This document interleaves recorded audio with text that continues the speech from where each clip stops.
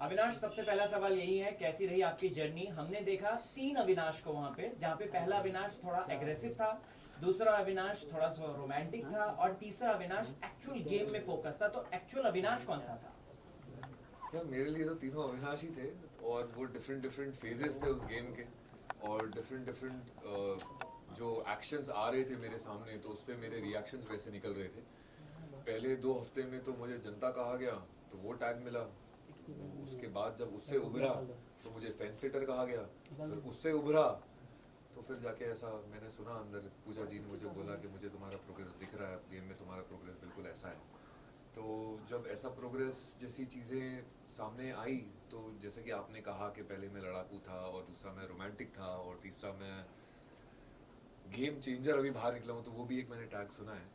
तो जो भी है वो मेरी पर्सनालिटी का ही हिस्सा है और वो मैंने ग्रेसफुली एक्सेप्ट किया। अगर आप ये 3 अविनाश को देखें तो तीनों अविनाश मेरा ही हिस्सा थे। मैं किसी से नकारूंगा नहीं और ना नहीं बोलूँगा कि नहीं ऐसा मुझे तो नहीं लगा। डेफिनेटली यस, मैं जैसा दिखा हूँ वो मैं हूँ। आपके पिताजी ने आपको रिमोट से रिलेटेड कुछ सिखाया तो हम जानना चाहेंगे। मुझे पता था यही पूछेगा।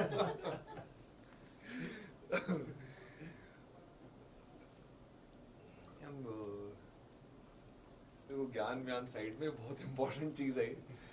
तो वो ना मेरे डैड ने मुझे ऐसा कहा था कि अपना रिमोट कंट्रोल अपने हाथ में होना चाहिए। और ये चीज़ तो मतलब मेरा रामबाण बन गई थी बिग बॉस के घर में कि भाई अपना रिमोट कंट्रोल अगर अपने पास रख लिया तो सामने वाले के हाथ में अगर नहीं लगा तो मेरे वो कंट्रोल नहीं कर पाएगा, चाहे वो मुझे कितना भी पोक क्यों ना कर ले, कोई भी आके जो भी बोलना है बोल। और ये चीज़ मैंने कहीं ना कहीं सीखी है कि मैंने अपना रिमोट कंट्रोल अपने पास ही रखा, चाहे मुझे लोगों ने कितना भी पोक किया, उन्हें उसी वक्त मेरा रिएक्शन चाहिए हो और मैंने नहीं दिया। वो चाहते थे मैं उसी वक्त लड़ूँ, मैं नहीं लड़ा। और जितना मुझे बोल के जाना था मैं बोल के निकल गया, क्योंकि उस रिमोट कंट्रोल का बेसिक ये है कि किसी के और के हाथ में अगर रिमोट कंट्रोल चले जाएगा तो सामने वाला चैनल चेंज करेगा, सामने वाला वॉल्यूम बढ़ाएगा, फिर मेरा वॉल्यूम बढ़ेगा, फिर मेरे चैनल स्विच होंगे, फिर वो अविनाश दिखूंगा मैं जो मैं हूँ नहीं। तो वो मुझे नहीं दिखना। अपना कंट्रोल, रिमोट कंट्रोल ना अपने पास होना चाहिए बस। अविनाश, जिस मोमेंट पे एल्विश की एंट्री हुई थी घर में, उस मोमेंट पे आपको कहीं ऐसा लगता है कि जो आपका कंट्रोल रिमोट कंट्रोल है कहीं ना कहीं आप उससे बाहर जा रहे थे या फिर वो कंट्रोल कहीं ना कहीं उनके हाथ में आ रहा था? Because you were reacting as such, जो कि वो रिएक्शंस काफी ज्यादा हो रहे थे। नहीं नहीं, एल्विश के मैंने एंट्री पे बिल्कुल रिएक्ट नहीं किया। मैं तो उसके साथ एक बिल्कुल नॉर्मल कंटेस्टेंट की तरह था। वो पोक करता गया, मैं रिएक्ट नहीं किया। मैंने काफी कुछ सुनना, मेरा घड़ा भरने के बाद मैंने रिएक्ट किया, जब मुझे रिएक्ट करना था तब। क्योंकि पहले वो सिर्फ मुझसे एक रिएक्शन चाहता था जो मुझे इंपॉर्टेंट नहीं लगा उसे देने के लिए, और मैंने तब जाके रिएक्ट किया जब मुझे रिएक्ट करना था। और मैंने खुद का चैनल बदला, और वो चैनल जो बदलने का नाम दिया था वो कृष्णा ने दिया था कि आपने सोते हुए शेर को जगा दिया, अब जेलो। अविनाश, हमने देखा आपने किस तरीके से फर्स्ट वीक में ही फलक के साथ अच्छी दोस्ती कर ली थी, लेकिन फलक के साथ बैठकर आपने कुछ नेम कॉलिंग दी थी। जैसे कि आपने अभिषेक और फलक, आप लोग बात कर रहे थे तो अभिषेक को गे बोला गया उस समय है? हाँ, फलक ने बोला है। और साथ ही साथ आपने बोला गे नहीं, जनानी, जनानी है वो, चेहरा वैसा दिखता अच्छा वैसा वैसे, ओके हाँ। उस बारे में क्या कहेंगे? हाँ, तो वो जनानी शब्द मैंने दिया था जी श्योर ना? Yes, yes. क्योंकि मैं उस पर कमेंट करूं फिर। नहीं, Yes, sure। yes, हाँ, आपने फलक भी ने भी बोला है। हाँ, क्योंकि उसकी हरकतें उस तरीके की लगी मुझे कि वो उस तरीके की हरकतें कर रहा है घर के अंदर जो मुझे वैसा नाम देने के लिए मैंने सोचा होगा। और उस घर में लाइफ इतनी फास्ट चलती है कि मुझे एक्चुअली पूछना पड़ रहा है आपसे कि मैंने ही बोला था ना फॉर श्योर, क्योंकि फिर मैं उस पर कमेंट कर सकूँ पूरी उसके साथ, क्योंकि जो मैंने बोला है I live up to that. तो वो अभिषेक के रिएक्शन और उसके बिहेवियर की वजह से ही मुझे ऐसा लगा था। बट वो मैं टैग एक्चुअली एक ही बार यूज़ किया होगा मैंने, उसके बाद वो हट गया होगा, क्योंकि कहीं ना कहीं वो मुझे चौथे या 5वें हफ्ते से तो मेरे दिमाग में एक किडो नाम का मैंने टैग दे दिया था उसे कि he is a kid for me, immature kid. लेकिन लास्ट राशन वाले टास्क के बाद मनीषा ने कहा कि अविनाश तुमसे सिर्फ इसीलिए लड़ता है क्योंकि उसे फुटेज चाहिए रहता है, तो इस बारे में क्या कहना है? मैडम, मुझे 18 साल में 11 शो करके बहुत फुटेज मिली है। मुझे फुटेज के लिए किसी से लड़ने की जरूरत नहीं है और ना ही मेरा वो एम है। अविनाश, ये भी जानना चाहेंगे, जब पनिशमेंट मिली थी बेबिका को और मनीषा को, उसके बाद जब राशन का टास्क हुआ था, प्रीमियम राशन वाला टास्क हुआ था, आपने नहीं किया था जिस वजह से इन्हें राशन नहीं मिला था, और आपका कहना था कि ये लोग क्या खाना खाना राशन राशन करते रहते। हमने इतने सारे सीजन देखे सिर्फ और सिर्फ राशंस की वजह से ही फाइट हुई है, लेकिन एक आप एक ऐसे लौटे हो जो सिर्फ राशंस के लिए बोलते हो कि क्या राशन राशन, क्या कहना है इसके ऊपर आपका? और आपका ये कहना है कि खाने के लिए आए हो, कहीं ना कहीं आपको नहीं लगता है कि गलत है ये नहीं। कहना, क्योंकि खाना तो बेसिक नीड है, तो Yes. सबको चाहिए। Let me explain. तो इसमें बहुत सारे पॉइंट्स थे। पहले सबसे पहले तो मुझे लग रहा था यार मैंने उसके रास्ते में कांटे तो डाल दिए वीकेंड के बार पे, पर अब कांटे डालने का मौका ही नहीं मिला, कोई टास्क हुआ ही नहीं। सीधा फैमिली आने लगी अंदर, सब इमोशनल हो गए एक दूसरे को, पेरेंट्स को देख के, और सब हवा में चला गया। तो मैं कब कांटा बनूं? जब वो सो रहा है तब, क्योंकि टास्क के अलावा तो सोता ही था मेरे हिसाब से। तो मेरे को समझ में नहीं आ रहा था मैं कब कांटा बनूंगा। और फिर उसका कैप्टनसी का टास्क आया जब उसको पनिशमेंट देनी थी। बोला यार ये फाइनलिस्ट तो ऑलरेडी बन चुका है, उसमें तो मैं कांटा बन नहीं पाया, तो मैं उसका कैप्टनसी में तो कांटा बनूं। और एक दिन पहले ही जब उसने मुझे वो OTT वाले जोन में जहाँ उनकी मंडली बैठती थी वहाँ बैठ के मुझे बात कर रहा था, तो मेरी ही लाइन थी जो मैंने उसे कही थी, मतलब अभिषेक तू कैप्टन है, स्ट्रेस तेरा है, मेरे को कुछ नहीं है, मेरे को आके सिर्फ तेरे को पोक करना है और तू नाचेगा। मैंने उसे पहले ही बता दिया था एक दिन पहले कि मैं ऐसा करने वाला हूँ या कर सकता हूँ, जो अभिषेक ने शायद मेरी हिंट नहीं सुनी। और मैंने नेक्स्ट डे से उसे पोक करना मेरा इंटेंशन था। और दूसरा इंटेंशन ये था कि मैंने देखा बेबिका का मन नहीं मान रहा था जो उसने बोला, वो अग्री नहीं कर रही थी। तो क्यों कर रही है, कपड़े क्यों धो रही है? तो उसका रीज़न ये था कि नहीं मेरे पापा मुझे समझा के गए, मैं किसी से लड़ूंगी नहीं, मैं करूंगी जो वो करना है। मैं ठीक है भाई, अब तेरी सोच वैसी है, फीलिंग कुछ और है, दोनों कंफ्यूज है, ठीक है कर। मनीषा उसकी दोस्त है, वो उसके अगेंस्ट जाएगी नहीं, तो उसने कर लिया। रही बात मेरी, तो कोई तो मजे ले, कोई तो मना करे। मैं सोच रहा था कि ये टास्क दिया क्यों गया है? क्या ऑडियंस ये देखना चाहती है कि बेबिका कपड़े कैसे धोती है? नहीं। क्या वो ये देखना चाहते हैं कि मनीषा शू पॉलिश कर पाती है या नहीं? नहीं। तो इस टास्क का मकसद क्या था कि पनिशमेंट दो और सब ले लें और घर चले जाएं? मेरे हिसाब से नहीं। मुझे ऐसा लगा कि इस टास्क का मकसद कुछ और है। वो अगर कैप्टन बन के पनिशमेंट दे रहा है तो हमारे हाथ में, हमने पनिशमेंट लेनी है नहीं लेनी है, रिवोल्ट करना है नहीं करना है। एंटरटेनमेंट मुझे उस टास्क में मिसिंग लग रहा था।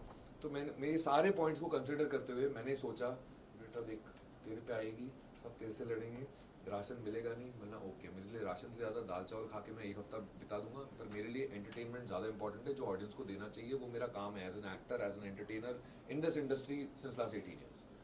तो मैंने सोचा कि नहीं, अब जो कुछ भी होगा मैं तो ये उठाऊंगा ही उठाऊंगा, भले मेरे को कितनी भी गालियाँ पड़े। अगर मैं अगेंस्ट कर देता हूँ, बिग बॉस बोल देते हैं कि अभिषेक आपके हाथ में, अगर आपको किसी को जेल भेजना है तो भेज सकते हैं, मैं जेल जाने के लिए भी तैयार था। But eventually it came down to ration. और राशन में उससे पहले आपने देखा होगा बीबी वर्स के अंदर हमने अंडे लिए थे, तो कॉफ़ी और दही तो वैसे भी नहीं आनी थी, तो बचा क्या, ब्रेड बटर और चिकन। चिकन अभिषेक खुद खाता नहीं है। बचा ब्रेड बटर और सबके लिए अंडे। सिर्फ ये 3 चीज़ नहीं आई है। और हम वहाँ हॉलीडे पे नहीं गए हैं। मेरा ये कहना था कि हमें खाना तो मिल ही रहा है, बिग बॉस वाले हमें भूखा थोड़ी मारेंगे, हम कुछ ना कुछ खा के पेट भर के ही जी लेंगे।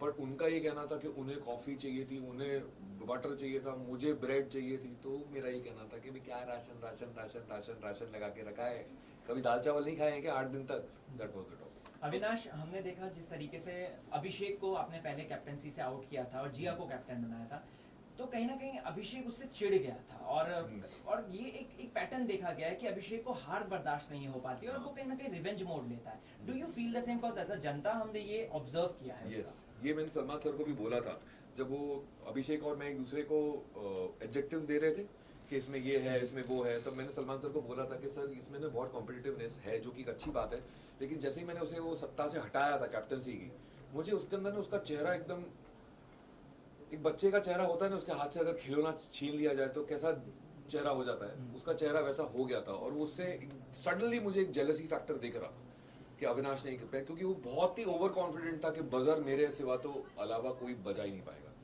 और एक्चुअली वैसा हो रहा था क्योंकि उसकी हाइट ज़्यादा है, उसके हाथ पैर लंबे हैं, और वो इतना ही करे तो बजर दब जा रहा था।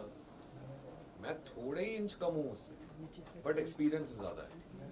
तो मैंने अभिषेक को ये मुंह पे बोला, मैंने भाई हाइट तेरी ज़्यादा, हाथ पैर तेरे लंबे, कॉन्फिडेंस तेरा ज़्यादा। तो मैंने अपने आप से पूछा कि मेरे पास ऐसा क्या है जो अभिषेक के पास नहीं है, और मेरे जहन ने मुझे एक ही जवाब दिया, फोकस। और मैं उसी पे लगा हुआ था, फोकस, तभी वो 3 बार बजर मैं दबा पाया।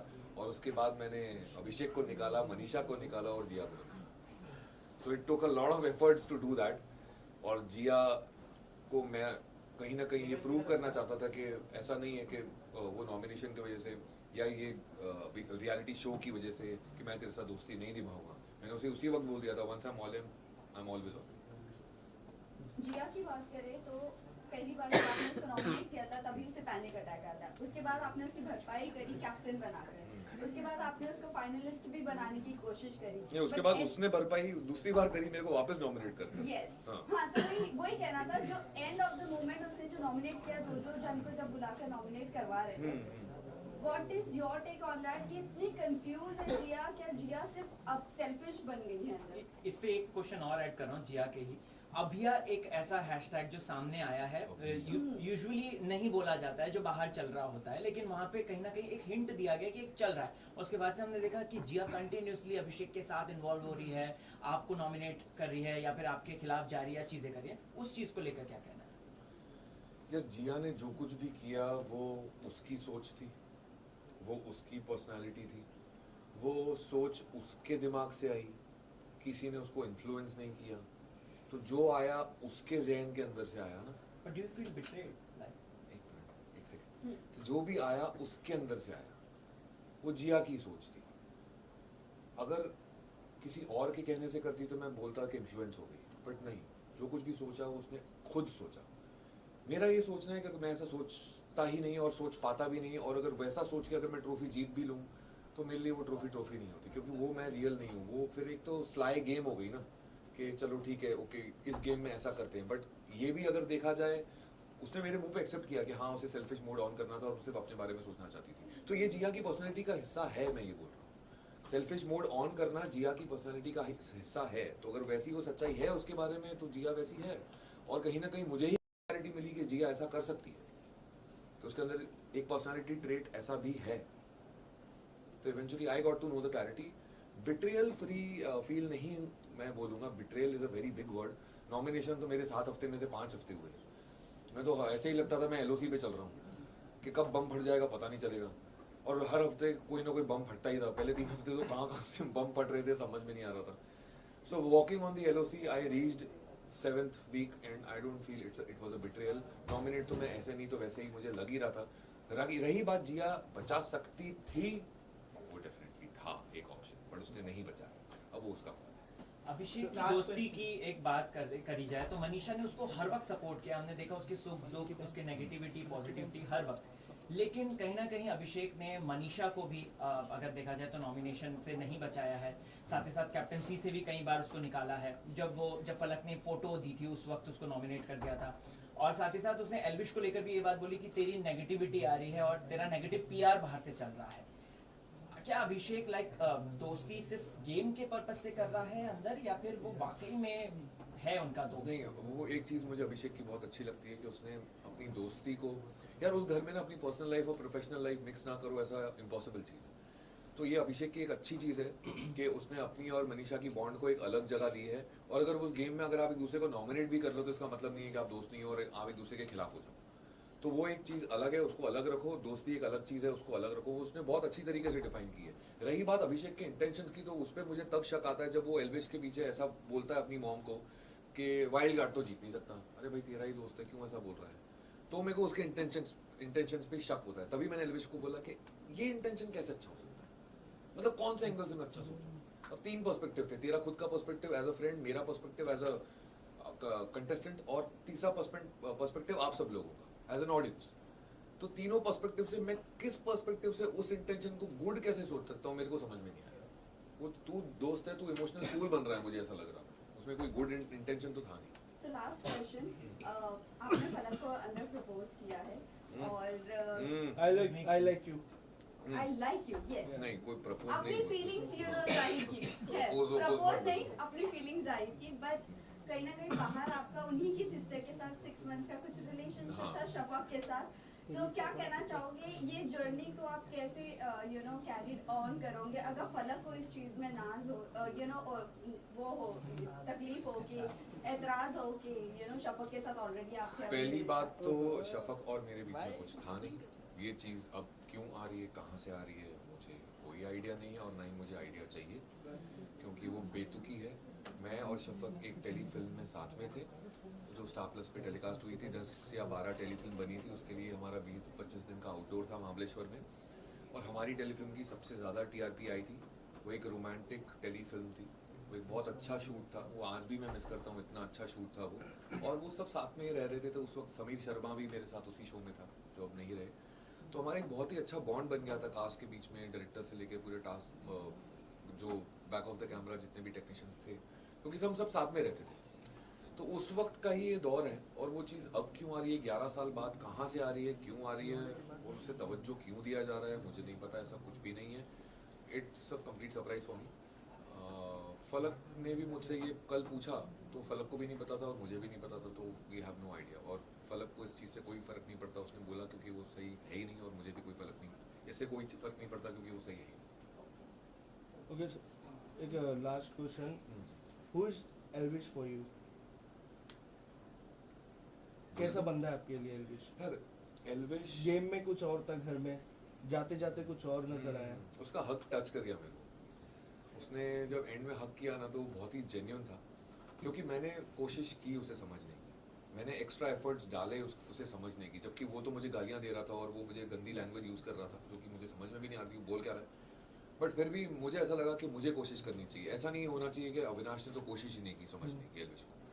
तो मैंने जब उससे समझने की कोशिश की, तो मुझे उसका रियल साइड दिखा कि वो एक समझदार बंदा है। अगर उसे 2 मिनट बैठ के अगर कुछ समझाओ ना प्यार से, भले आप अगर उसे हक जमाना चाहो ना, तो हक जमाने देता है, क्योंकि वो ऐसा इंसान है, वो एक नाइव इंसान है जो 24-25 साल का है, और वो उसमें समझदारी है, उसमें ज़्यादा गहराई है, वो समझता भी है और समझाता भी है और सिचुएशन भी समझ लेता है, पर उसने एक्सेप्ट किया उसमें एंगर इशू है कि उसका 2 सेकंड में गुस्सा ऐसे जाता है, पर वो 2 घंटे में वापस ठंडा हो जाता है। ये चीज़ उसी ने खुद एक्सेप्ट किया, और मुझे उसके लिए उसने सॉरी बोला है, विच आई टुक इट ग्रेसफुली। और मेरे लिए अपने दिमाग में, जहन में उसके लिए कुछ भी ग्रजेस नहीं है। जो उसने किया वो उसकी पर्सनैलिटी थी। अगेन जिस तरीके से मैंने संभाला उस सिचुएशन को, वो मेरी पर्सनैलिटी थी। सो क्या एल्विश के कंधे पे कोई और बंदूक रख के चला रहा है, जैसे कोई और हक जमा रहा है उसके ऊपर? एल्विश पे मुझे नहीं लगता एल्विश किसी को हक जमाने देगा, बट एल्विश कहीं ना मैंने महसूस किया है कि जब वो मनीषा और अभिषेक के साथ होता है, तो मैं उसे पीयर प्रेशर बोलूं या कम्युनिटी प्रेशर बोलूं, कि अभिषेक अपने आप को एक तौर तरीके से रिप्रेजेंट कर रहा है, तो मुझे भी इस तरीके से अपने आप को रिप्रेजेंट करना चाहिए जो मेरे फोटा है। मनीषा अपने तरीके को इस तरीके से एस्टैब्लिश कर रही है, तो मेरा फोटे क्या है, मैं हरियाणवी हूँ, तो मुझे इस तरीके से अपने आप को दिखाना चाहिए। तो क्या वो पीयर प्रेशर में आके, कम्युनिटी प्रेशर में आके अपने आप को ऐसा रिप्रेजेंट कर रहा है, वो मेरे को समझ में नहीं आता। क्योंकि जब उसके साथ 1 to 1 as a man to man personally बैठो, तो वो बहुत ही समझदार इंसान है, पर वो समझदारी जाती कब है, जब उनके साथ होता है।